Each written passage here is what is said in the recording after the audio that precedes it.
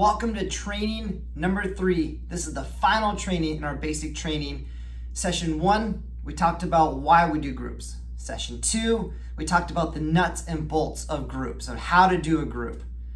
And then this session, the final session, we're going to talk about launching your very first group meeting.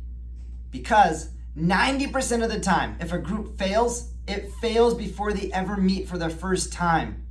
There is something powerful and spiritually significant about meeting together when believers meet together. So the fact that you said yes to this and you're planning on launching a group or hosting a group, the enemy has now a target on your back and says, no, I don't want you to do that.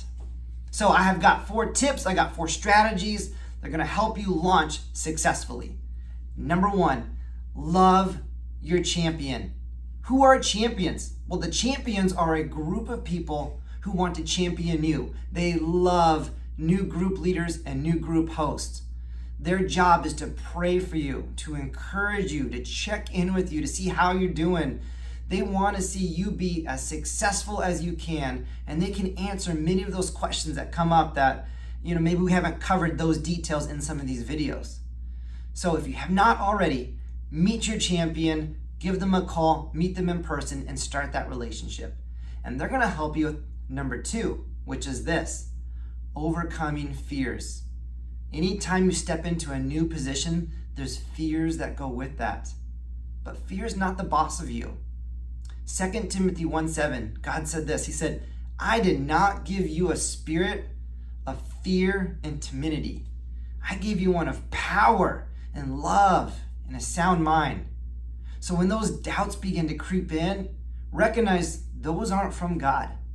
That's from the enemy trying to stop you from launching this group. And just know people are messy. When you start meeting with people, things come up that you would never expect. But do your best to point them back to Jesus. Do your best to say, hey, what does the Bible have to say about this? And just know when you say, I don't know is a perfectly acceptable answer. So actively combat and pray through those fears and don't let those fears stop you. All right, number 3, recruiting new group members. So to have a group, there has to be at least more than one person. So how do you recruit new group members? Well, number 1, commit this process to prayer. And then be aware, because God's gonna start bringing people into your life. Invite those people to say yes to joining your group that you're hosting. But step 2 would be make a list of everyone you know. Friends, family, coworkers, people you meet on Sunday. Step 3, invite that list. Don't say no for somebody. You don't know what God's doing behind a closed door, and all of a sudden your invitation comes and they say, this is what I've been waiting for. Yes, I will join. Thank you for asking me. And even if they say no, people still like to be invited and asked. So don't say no for people. Make a list, invite your list, and then be aware of who God's bringing into your group. And know it's okay. It's okay if you start your group and there's only 2 people. Now you have a rallying point for others to join. And finally, number 4, this is when you start your group, use your group covenant. We have a Church on the Ridge group covenant.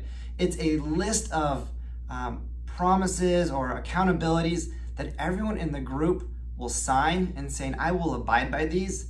It's things like, I'm gonna be nice to one another. I'm committed to showing up. I won't share things outside of group. It's good boundaries that create a safe group environment. And when you have a safe group environment, people are going to want to show up and they're going to want to share.